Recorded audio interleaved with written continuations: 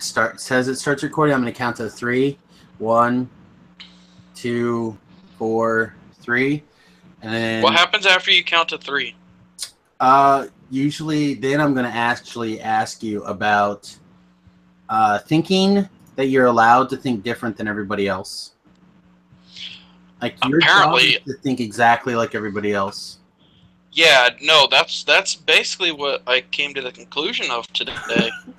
That I am not allowed to have thoughts. That's right. Or opinions. Yeah. And if I do, then my opinions are wrong. And even if they're not wrong, or racist, or no. See that those never came up. Just me being, just my privilege came up. Oh, okay. And I'm like, you don't even know my life. Well, I'm going to tell you right now, if you have different opinions than somebody else, you're a Nazi supporter. I say that because 2 weeks ago I was busy defending the First Amendment against Travis over here, and Travis is like, "Well, you Nazis," and I'm like, "Well, even Nazis are allowed to say shit as long as they're not hurting people." You Nazi supporter! Like, damn, Travis. Yeah, that's because that's a hate group that caused, over 6 million people to be killed. So yeah, but I really don't have any sort of empathy for them when it comes to. Well, I don't either. I can disagree with them. I can disagree with them, but they're allowed to say it. Communists killed over 100 million people in the last 100 years, but we don't have a bad name for communists around here, and socialism here in the United States. So, yeah, whatever. Different opinions. You dirty white privileged Nazi supporter, you. Yep. Starting. Anyway, welcome to this week's episodes of Two Trolls and a Brew, episode 91, entitled Monoblue. I changed the title to Monoblue. I hate you. I know. Subtitle, GP Denver, maybe? I don't know. We'll see. Probably not. I hate being in the car. All right. Let's just jump into it. Like, as we were starting to figure things out when we were putting down our troll cards for the week, we figured out, I think, we essentially have the same troll card, or at least very similar stories. Is that correct? Yeah, similar stories. So my troll card is Hour of Eternity, the new rare from Hour of Devastation. What is your troll card, Travis's ceiling? There it is. I couldn't think of the name when I was doing the show notes, but it's a Nimble Obstructionist.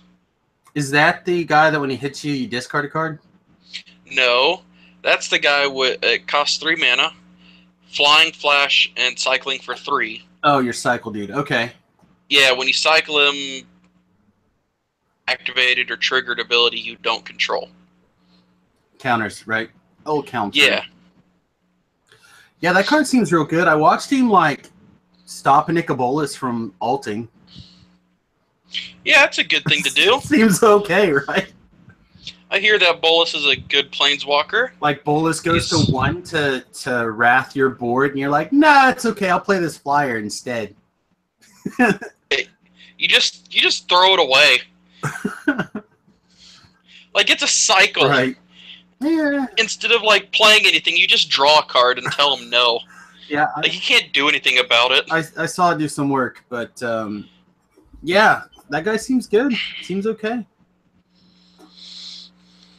But yeah, that was my troll card because he got so many places for the draft. But check this out. My Hour of Eternities is shinier than yours was. Probably. Mine was just a regular old Hour of Eternities. Mine got passed to me. So you didn't first pick it. I first picked mine. And I went, well, we'll see. So I took all the cycling flyers I could find and all of just the regular old flyers I could find. And it was pretty good. I really enjoyed there's a couple of situations. One game against Remington, we started getting this really crazy board state, and like I was building towards casting hour. So I like made a bunch of these double and triple blocks to like kill all of his creatures off. And then I houred on my turn for like 4 dudes or 5 dudes. Like it was pretty late in the game. And Remington smiled, untapped, and cast the white one that exiled all the permanents. So we just sat there and stared at each other again for like 4 turns. Until I think I drew the 1/4 that you pay 1 and you discard a card and you milled him for 3. Yep. That guy has done so much work for me in the since he's been printed. I have to say I really do. I think I like that card a lot more than I was giving it credit. Like not only does it activate all the cycle and discard-esque effects in standard, but in limited, having the ability to just have like a 1/4 blocker for 3 that also can win the game, like from another angle, is good. Because people don't want to spend their useful, important, limited removal spells to kill that guy. Right. And because it's a 4 and not a 3, like some of the best removal in the format, doesn't hit it. So now you have to use things like, or it takes 2 spells to kill it, you know? So that guy's grown on me, but Our Eternity, like every time I cast it, I felt like I couldn't lose, and then Remington like hit me for, like I said, wrathed me in response. And that felt real bad. Hey, also, I got a fidget spinner at the arena with the Ninja Turtle on it. My Ninja Turtle, Raphael. Pretty sure he's my spirit animal. Come to me when you got Donnie. He's there. They're there. Yeah. You want me to get you one? Yeah. Save it for you? Okay. I'll do it. I'll make it happen. I'll make it happen for you, bro. So what about GP Denver? What are you putting your odds at actually going to GP Denver? Fairly. Fairly? I know you put out there on Facebook that you got your Wanderlust back. So you think I want to go places. I just my question is this going to be like, will this be a Band-Aid for your Wanderlust going to the GP? Because it's like what, 3 days of partying it up in Denver? Yeah, pretty much. Like it's definitely going to be stop me from wanting to travel, probably, at least for a while. But I don't think we're not gonna do the main event. We're just gonna go to the side events and then screw around in Denver. But that's good. Hey, look, there's the dog attack you were talking about. I warned you, right? Yep. But no, it's like we were just talking about mainly going to the side events and just screwing around there and everything. So I think I'm gonna be doing that instead of actually competing. Go ahead, keep going. Okay, no, I was like, that's about it. You think you want to play in the side events, though? Oh, Commander, Modern, maybe Legacy. Just take a little bit of all your decks and just go for whatever you feel like. Yeah, and it's not necessarily that I'm going to take a little bit of all my decks. I'm just going to take them all because I have 1 Legacy deck. I have 1 Modern deck and possibly 2 more, depending on how I feel about them. And then I have my 1 Standard deck. So I'm going to, real quick here, I pulled off 2 miracles this week. I didn't know that you were drafting older sets. No, I couldn't. I needed to find some cards in this, and I successfully found them. Believe it or not.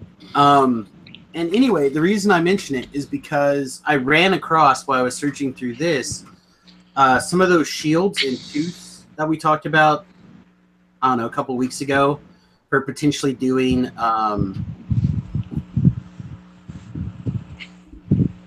Colossus in Modern. Yeah. Using like the tooths and the scales as a essentially free artifact to accelerate out your guy, your Colossus, Yeah. Colossi. And I ran across the playset of them, and I got re-inspired, I think, to actually attempt to come up with a deck list for that. I need to do a little bit more looking at affinity non-creature artifacts, because most of the really good ones, I think, at the time at least, and continuing into other formats, were affinity creatures, so you could play creatures for less. But I think the idea of playing like the specifically the Colossus plus those affinity non-creature artifacts could be really interesting, especially if you like, because you're red, you could not only have that, but you could also have just like value grape shots. Yeah. Which I kind of thought was interesting. And again, keeping in mind the possibility of using the red Fireweaver guy, the Reckless Fireweaver, I think, from the new set, to ping a point of damage for every artifact that enters. So like those three cards together, like I don't know. I guess I was just doing some crazy dream brain, like, oh, these things would be amazing together.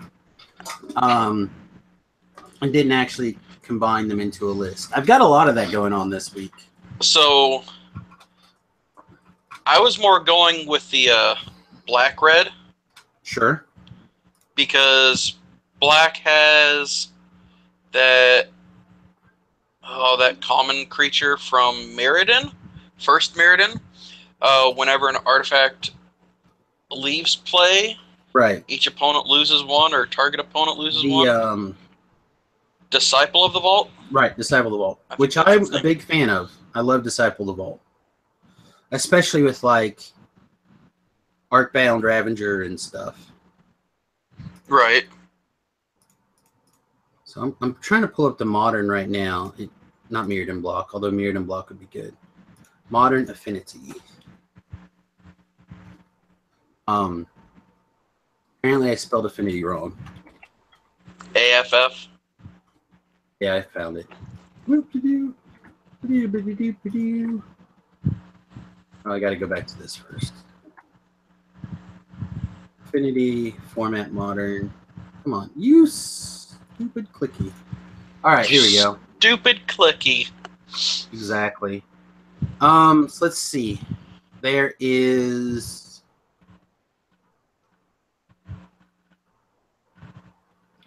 Quicksilver Behemoth. He's like a 4/7 for a blue and 6 affinity for artifacts. Okay. Come on, man, 4/6. Like I said, the Scale, the Hover Guard, Thoughtcast, the Tooth. There's not that many. I thought there was more than that. That's sad. Never mind. Maybe it's not as good. I don't know. But yeah, we've been doing a lot of Modern playtesting and stuff around here. So Modern's been on the brain. Not a lot, but enough. So as my typical way, I've taken whatever deck Conley is playing right now, and I've been fiddling with it, trying to figure it out and tune it. And can I bounce into this side conversation now? Is this a good time to transition? Sure. Because I'm really interested in your thoughts on this. So, have you seen this list that Conley's put out? We've kind of talked about it. It runs Intruder Alarm to either keep all the creatures tapped, or whenever you play a creature, untap all dudes. So it runs like mana dorks and creatures that tap to make creatures, so they untap so you can make infinite creatures kind of deal. Okay. And Conley has recently added a Bonded Fetch, which is a blue and 2 for 0/2 defender with haste, but it's a looter. So a 3 mana haste looter. And I didn't play test with it yesterday because I didn't find one, and I wanted to keep playing the old list to just. I still didn't feel like I had it all the way down yet. I wanted to try to figure out what were good hands, etc. And as I started playing, I definitely felt like I needed something like that. But I'm leaning towards Baby Jace over Bonded Fesh. So Baby Jace costs 2 mana for a 0/2, right? I think he's a 0/2. He might be a 0/3, but I think he's a 0/2. Also a looter, but when there's 5 cards in your graveyard, he turns over and becomes a planeswalker that you can either give a creature -2, or you can buy back a spell, or I don't even know what his ultimate does. But Conley, I think his ultimate is mill 5. Is it mill 5 when you cast a spell or somebody draw something? Yeah, something like that. It doesn't matter. So anyway, I had a conversation with Conley on Twitter last night. And I said, Conley, after another night of playtesting, I think we need Baby Jace. We'll try it sometime this week. And after he figured out what I was talking about when I said Baby Jace, he responds, sounds very much worse than Bonded Fetch. Has no haste, flips into a walker after 1 to 3 activations, and then stop doing what he needs. To which I responded, I don't necessarily disagree, but a 2 casting cost looter to violin, as well as having the ability to flash back a Beck or a Court of Calling, seems very good. So, again, he and I are I think, attacking this from slightly different angles.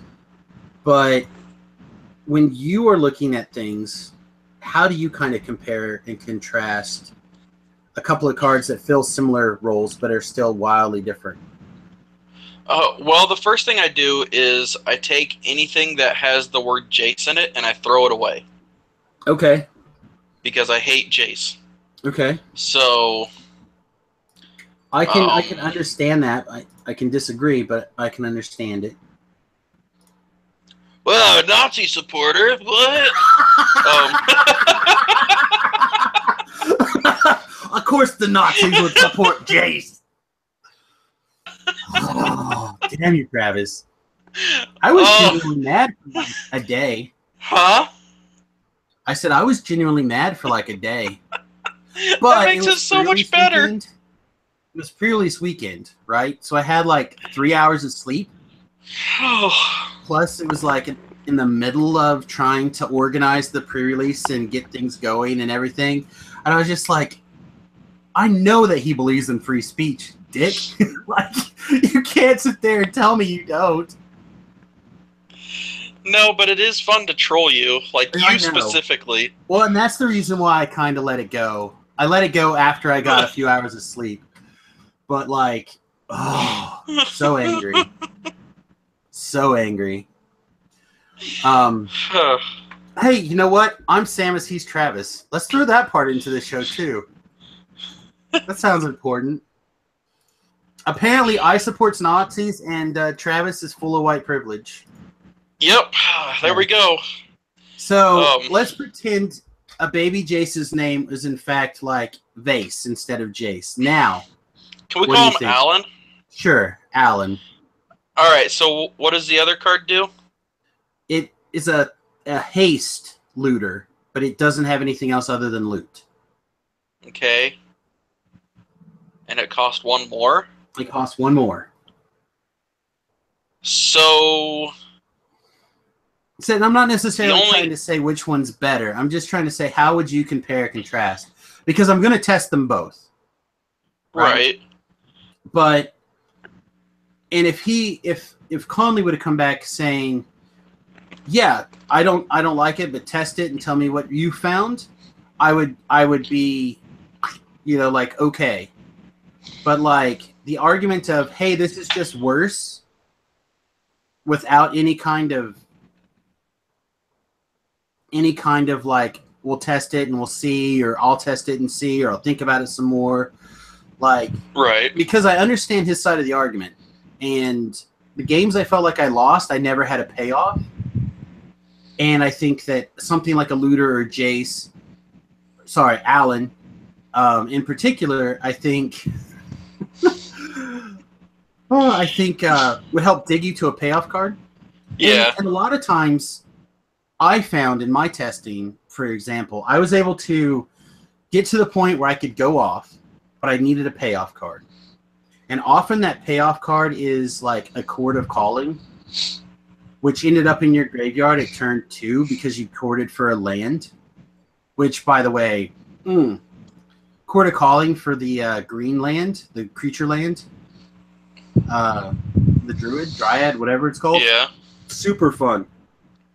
Like, spend 3 mana, get a mana ahead at instant speed when you untap and go to 5 or 6 or whatever it is. Right. Very good. But you ended up often putting your Chord of Calling in the graveyard.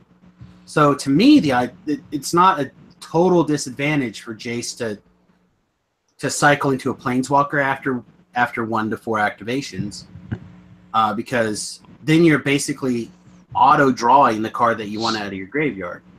Yeah. But as long as it's an instant or a sorcery.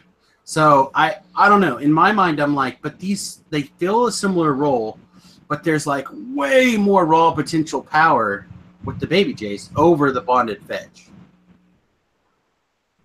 So I don't know. Like I said, I'm just like,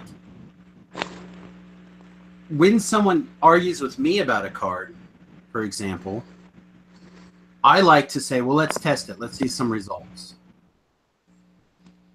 And that's what I'm inquiring about, because you and I have had conversations before where it's like, this card is terrible, usually during card evaluation time. But right. We almost always save, let's try it and see. Yeah, most of the time. So I'm just trying to understand the point of view of, that just sounds terrible, I'm not even going to bother with it. I don't even want to, you know what I mean? Like, right.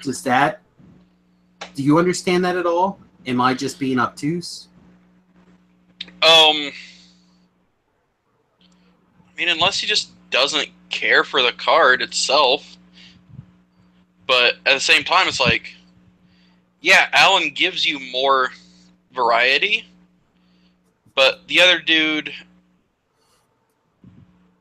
it will have its chance to activate, and Jace may not. Correct.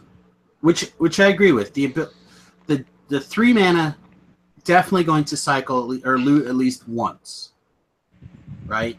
I agree. But at the same time, because the deck runs so heavily around vials, feels like, or like, because it only runs 16 lands, but runs 8 mana dorks. Often you'll play a mana dork on turn 1 and not have anything to do on turn 2, from my experience.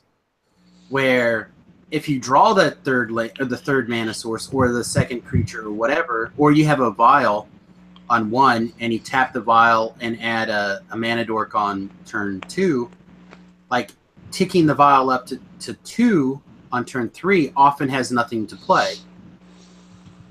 So in my mind, more 2-drops seems more better.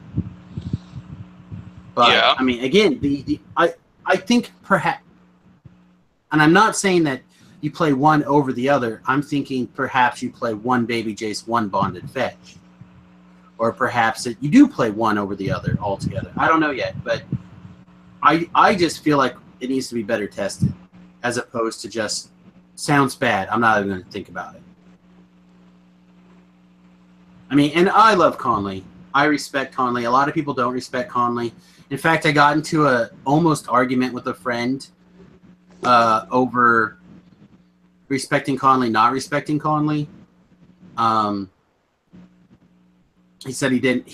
My friend said he didn't respect Conley's decks because he's not a professional player, hasn't been, blah blah blah. And I'm like, how many GP trophies are sitting on your mantle?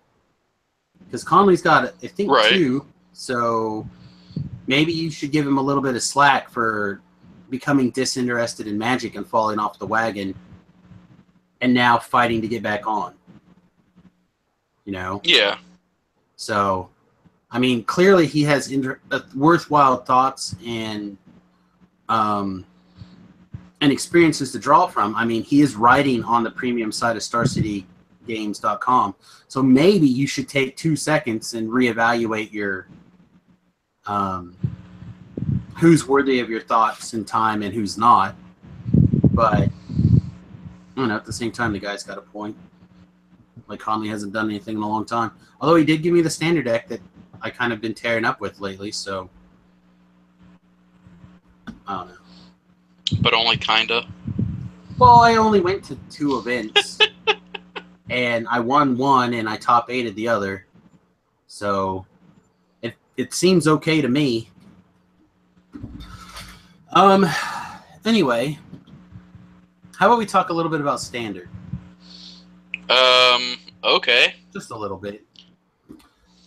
So hold on. Okay. What? Words.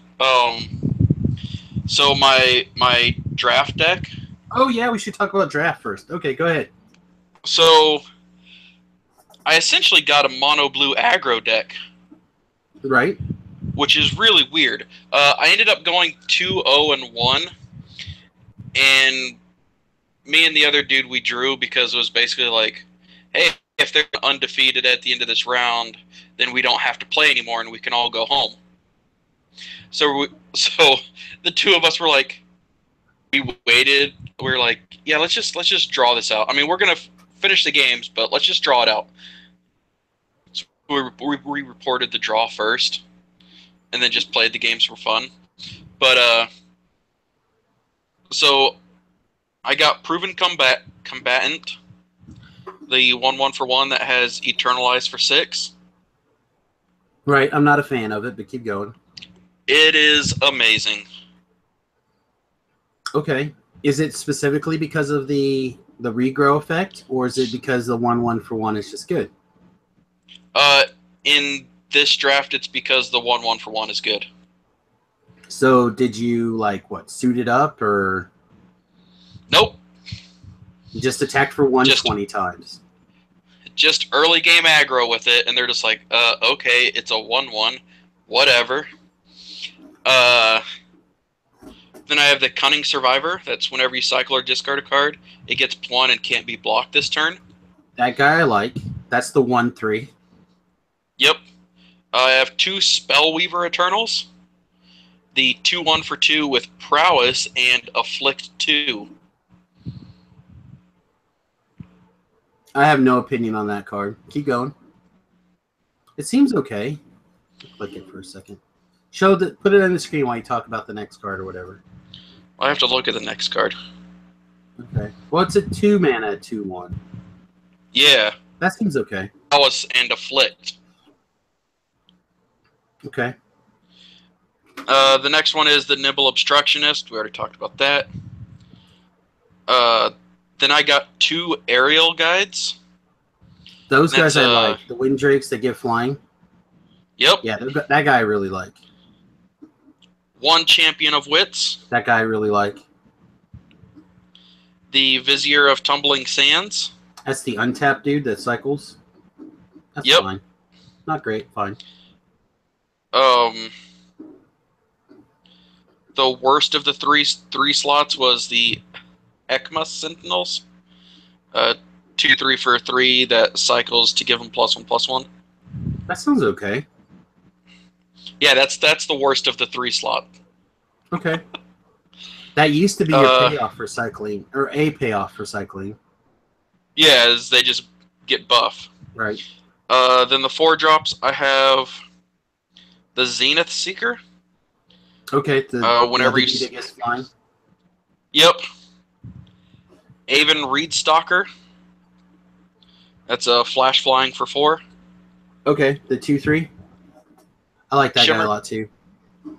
5 drops. Shimmer Shale Drake. Cycles. Flyer. Yep, cycle 3/4. The Ominous Sphinx.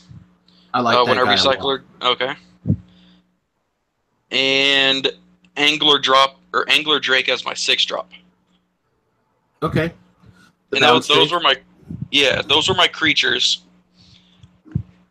So how was your then cycling? Did you have a bunch? Not really. Okay. I have 1 cancel, 2 countervailing winds. That's the The bounce mill. no, that's the you pay 3, they pay 1 for each card with cycling in your graveyard. Oh, okay. Okay. And you can cycle it itself. 2 unsummons, 1 Hour of Eternity, 2 Luxor River Shrine, and Nissa. That sounds okay. Yeah, I splashed green for Nissa. Right. Seems fair. But one of the games I won because of the Desert Mill. The Desert Mill is very good. Yeah, very so good. After playing with it, I want to build a Desert Mill deck for Standard. Sure, it seems bad, but sure. Have you met me? Of course it seems bad. Yeah. So that 1/4 that taps to discard. Yeah. And mill. That guy plus the Ominous Sphinx is what won me the draft 4-0. So my opponent played like the hippo. I think it's like a 5/6 trample for, I don't know, $1 million. And my opponent was like on 5 cards. So I attacked for, I think, 4. Right. And my opponent attacks me back for lethal, basically. And I threw basically all my dudes in front because he pumped them up, several times. And by several times, I mean like 4 pump spells on this guy. And I put all my dudes in front of him. And then I think I was going to die still. And then but I knew that I had kept 1 card in 1 island open, tap my 1/4 and discarded a card, and used the Sphinx's ability to put it to -2/-2, basically as planned, and was able to stay alive, I think, at 1, kill all of my opponent's creatures, basically empty his entire hand, and I still had a 4/4 flyer back from the Hour of Eternal. Yep. And my opponent, I think, was at 3 or something. Like, he had to make an all-out attack that turn. But what was so great about it was when he saw that I attacked with the 4/4 flyer, he goes, "You're dead." And he attacks. And I went, "Well, I'm pretty sure you can't kill me this turn." He's like, "Yeah, you're dead." And he plays all these spells or whatever. I make my blocks, and I'm like, "Mill you, your creature gets -2/-0." And he was like, I thought that was the draw card one instead. I'm like, nope, sorry. This is not the looter. This is the discard. No. Oh, well, I guess I'm dead. Right. And we had a good laugh about it and stuff because, again, friend of mine. But it was I really like the Sphinx, and I really like that 1/4. I think that people need to, when you're starting to pick up cards, particularly in pack 1 and 2, especially like in blue, look for those cards that were previously like an Amonkhet style cards that were cycle triggers, because every one of the cycle trigger ones are also a discard trigger. So if you have a couple of payout cards like the Sphinx or whatever, you're going to want a discard outlet because there's much less cycling than there is discard. And you want to keep that in mind because I didn't have in the main deck to start with. I had the what's 6 mana? You don't untap your lands, but you shuffle and then you flick the top 4 and you can cast them.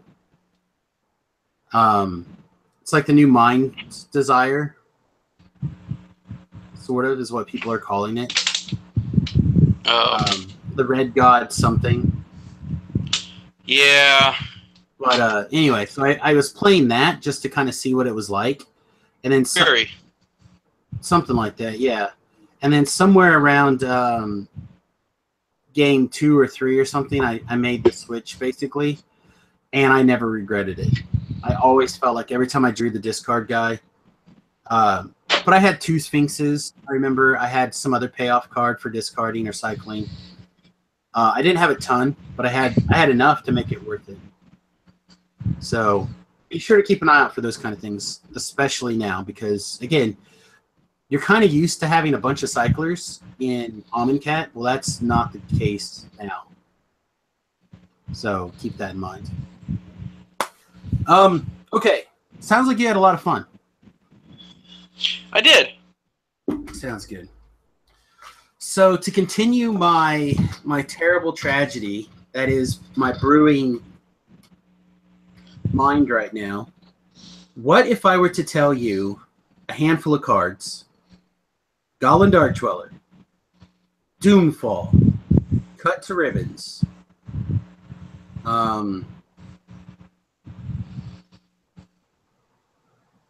the Black Wrath, some Mana Rocks, and Bolus. Okay, so if we're doing Mana Rocks, okay.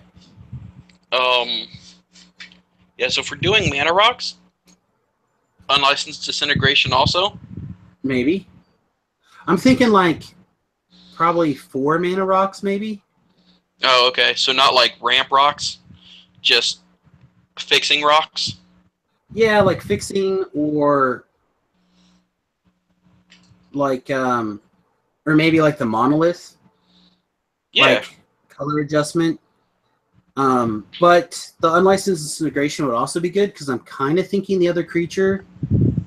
So like right now, the way I have the deck in my brain, their 4 creatures are Goblin Darkdwellers, and then the other 4 creatures are some combination of either the 2/2 flyer that regrows an instant or sorcery out of your graveyard, or Dynavolt Tower.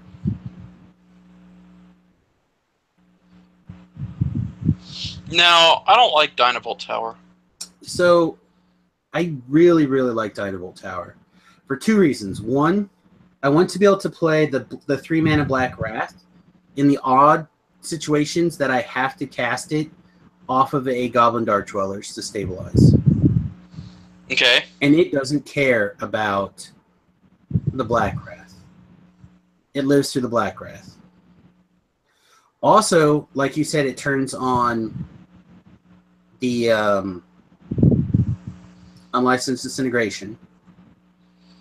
So I like that. Plus, if everything else in your deck is either Nicol Bolas or instants and sorceries, yeah, like when every one of them turns into some percentage of a lightning bolt, it's still good.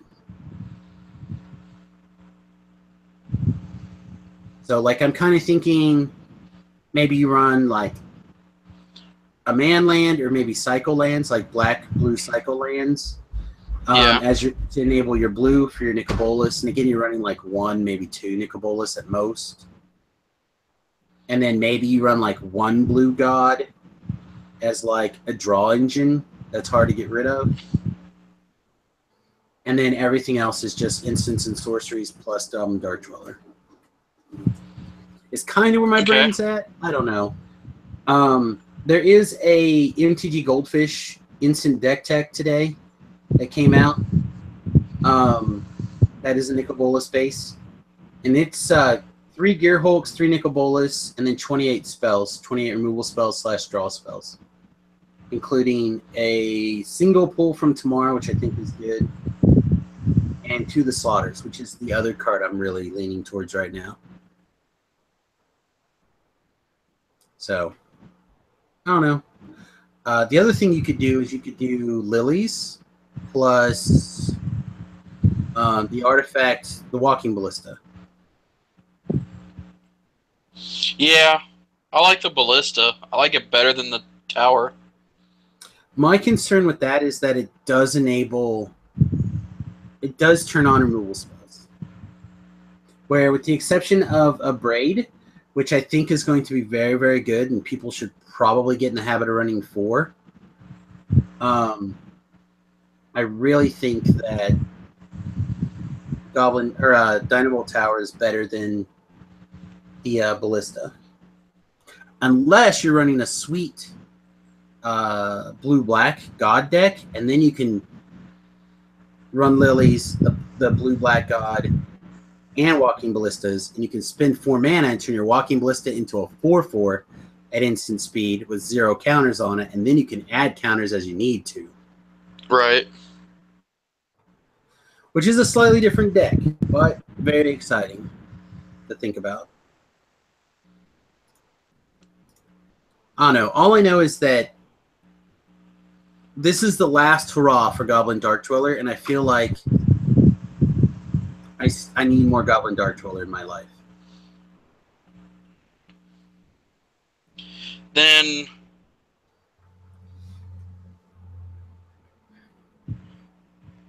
I'm just trying to figure out if you can make like mainly have it red-green and make it ramp into Bolas or other planeswalkers, and then have like the dwellers as just extra get there.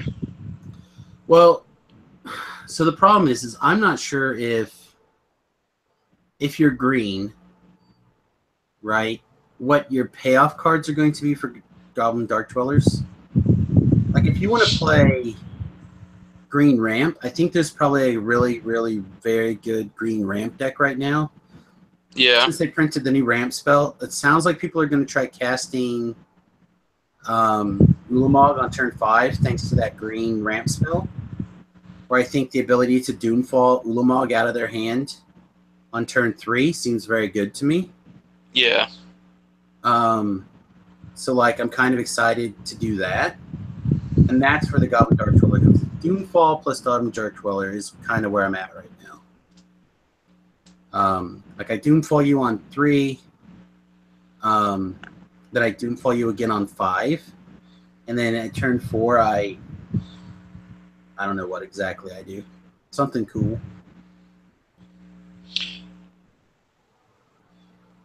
And then if you need it, you have 2 of the green or the black rat to catch you up. Do you think that there is a viable mono green stompy deck? Yes. Yes, I do, actually. In fact, I'm almost completely positive that that you can get there because, one, you have... No Eldrazi, though. No, I wasn't actually thinking about Eldrazi, although there are probably some Eldrazi that would be quite good. But if you say 100% no Eldrazi, you have the 1 mana, I think he's a 1/2 with like Death Touch, but he has Revolt that gets a trigger or gets a +1/+1. So like you have fetch lands and you have the like Traveler's Amulet or whatever to activate Revolt. Then you have the 2 mana guy who revolts for 2 triggers. He gets 2 1/1 counters. You also have the Crocodile. You also have the 3/3 for 3 that gets counters. You put counters on dudes if you want them. You have Nissa at 3.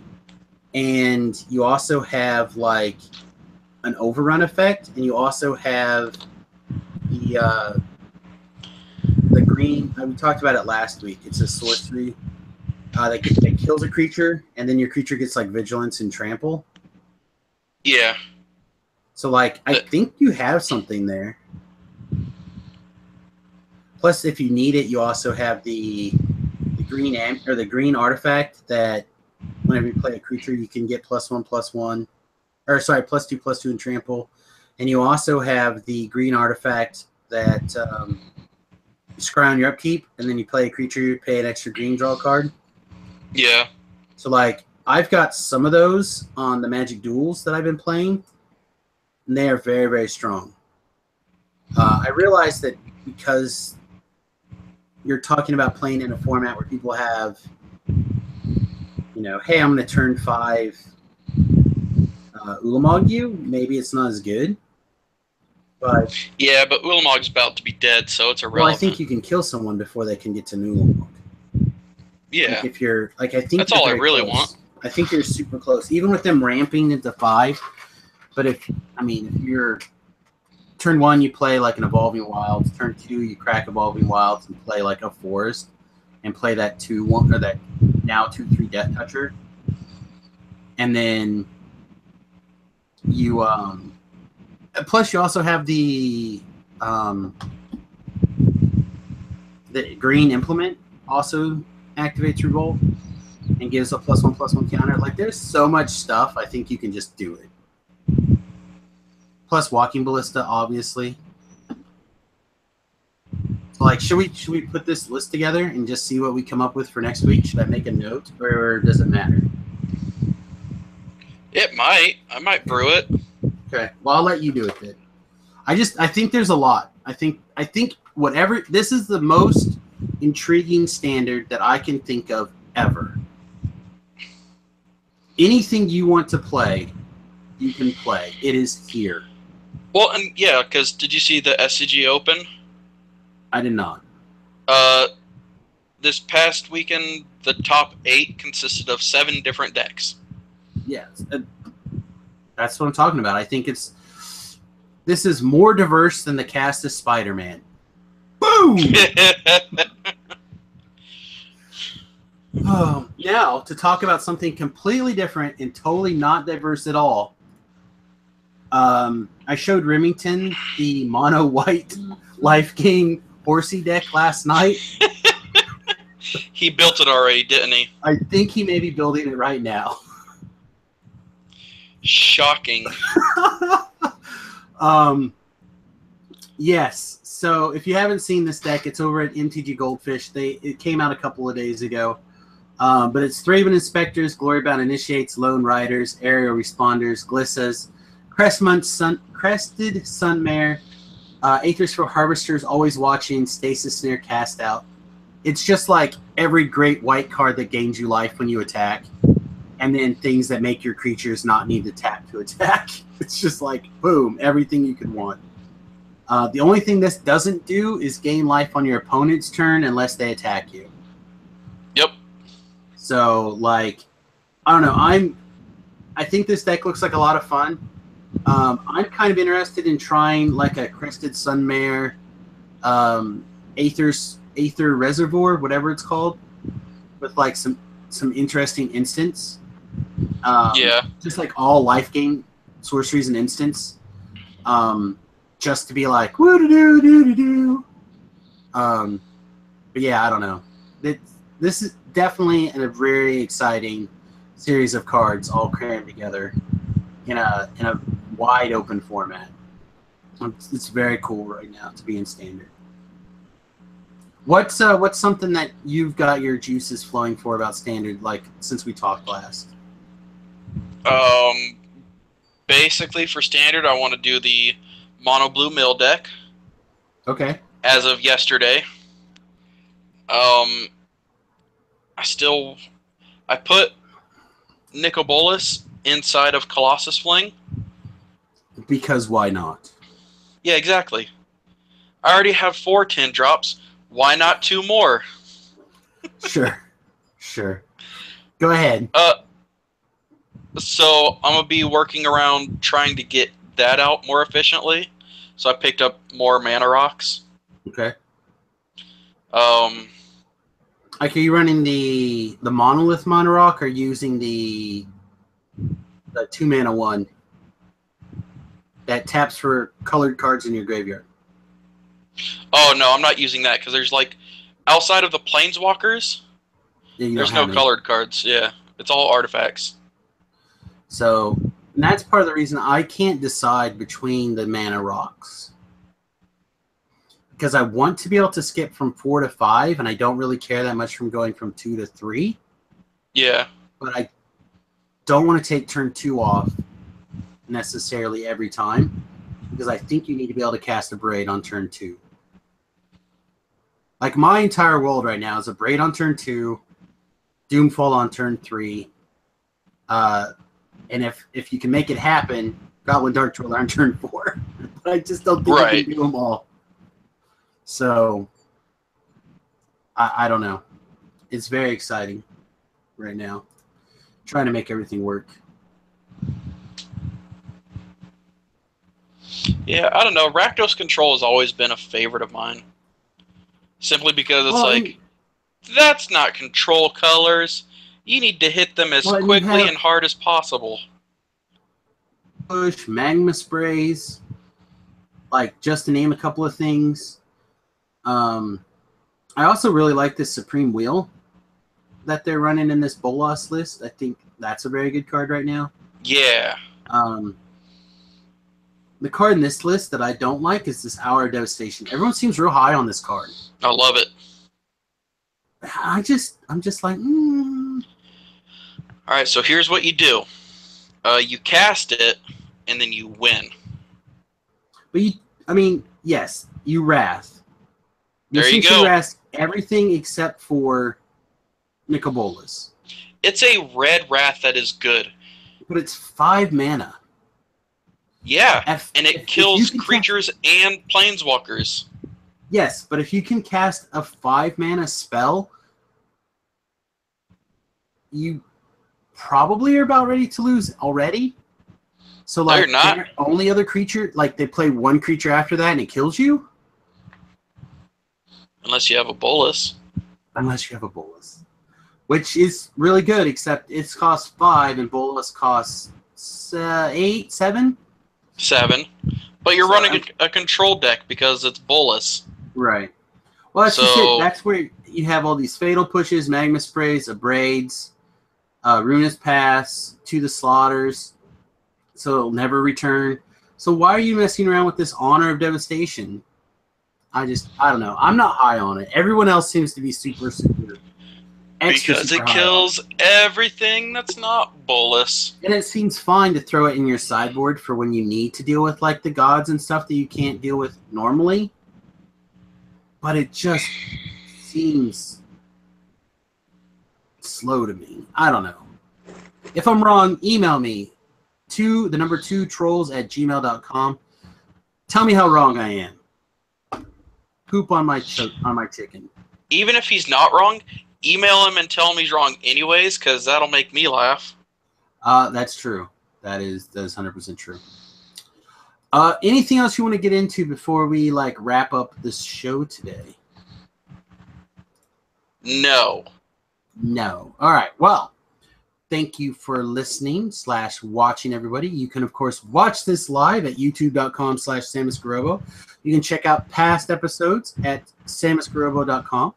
You can check us out at Twitter. Currently, Travis is at TurtlePower319. And I am twitter.com/SamusGarobo. And, of course, you can check out our Twitch at twitch.tv/SamusGarobo. So it's pretty sweet. And I don't know, you actually chosen a game this week. I feel like I should fall over in my chair. Did I? You've got a game. Reprint this. I don't think we played a game last week. Nope, we didn't. And I didn't put that on there, so that must have been from the last time you did it. Oh my god. Okay. So reprint this. I'm going to turn around because I actually threw a whole sweet pile of cards over here last night. Because like I said, I went through my stack of crap to find some cards I need for this Conley list that I'm playing. Oh, this is a great card to start off with. A Bribery. If you're not familiar with Bribery, it is black. Blue, and 3 for sorcery. Search target opponent's library for a creature card. Put that card into play under your control, then shuffle that player's library. Bribery is one of my favorite cards to play at all. 5 mana, I take your best thing is awesome. I don't know. What do you think about this card, Travis? Is it on your list of reprint me in standard, please? Oh, sorry. No. No? Do you not like this card? I don't know. Not really. That I sucks. didn't really see it. I just want more rats and goblins. Rats and goblins. Do you have a particular rat or goblin? Um, Relentless rats? Should they reprint relentless rats? God, that would make me so happy. That would make me so annoyed. Why? They're so much I have fun. you'll have a big old stack, and they're like $7 a piece. No, they're not. Yeah, they were last time I looked. Let's see if When was the last time you looked? Not that long ago. Relentless.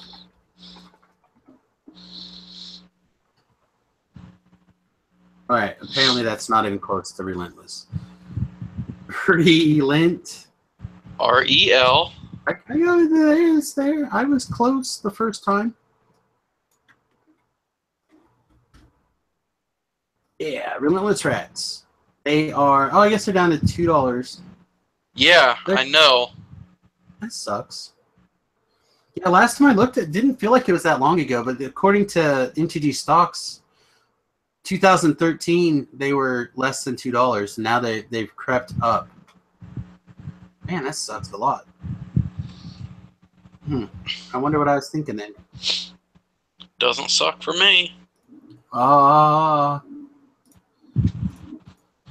still want them. That's fine. Man, I'm trying to think of some other rat that would be really good. What if they reprinted? So they're doing the new standard, right? Or not standard, the new core set starting next summer. What if they like revisited Kamigawa for the core set? That would be lovely. And they reprinted like the Ninjutsu rats and stuff. Honestly, that's kind of I want them to do like. Okay, so you know how they have the new commander decks that are coming out? Mm-hmm. I want them to do rats as one of them. Or just ninjutsu in general. Ninjas. Well, I think ninjutsu in general. I think it's a mechanic that needs more exploration. Oh, I'm going to mute you really quick. Okay, you're going to mute me? Oh, you're going to mute. Okay, anyway. But yeah, I think ninjutsu needs more mechanic or more exploration in general. I think that would be really cool. I think they could glue it into the dinosaur set. Like, dinosaur ninjutsu sounds sweet in general, but it probably doesn't work that well together. So I'm going to pick another card here that I wish they'd reprint, and the card is going to be Glare of Subdual. For people who didn't get to play original Ravnica, Glare of Subdual is a white, green, and 2 generic for an enchantment. Tap an untapped creature you control. Tap target artifact or creature. So this was like a fixed... what was it called? It's a blue enchantment that does this, but it can also tap lands. I can't think of what it's called right now. But me either. The Glare of Subdual just like completely dominated that standard. As far as I remember. I mean, I shouldn't say completely because Kamigawa the Kamigawa dragons were also legal, and you could just play like 2 mana drain dragon or life drain dragons, just like drain them for 10. Right. And Glare of Subdual really didn't care about or help that, but Glare of Subdual was insane. And I'd love to see that get replayed right now. Give us one more, Travis. One more reprint this. Lightning Bolt. Of course. It's always going to be Lightning Bolt. So, real quick, the most iconic red spell ever. Is it Lightning Bolt or is it Fireball? Norin the Wary.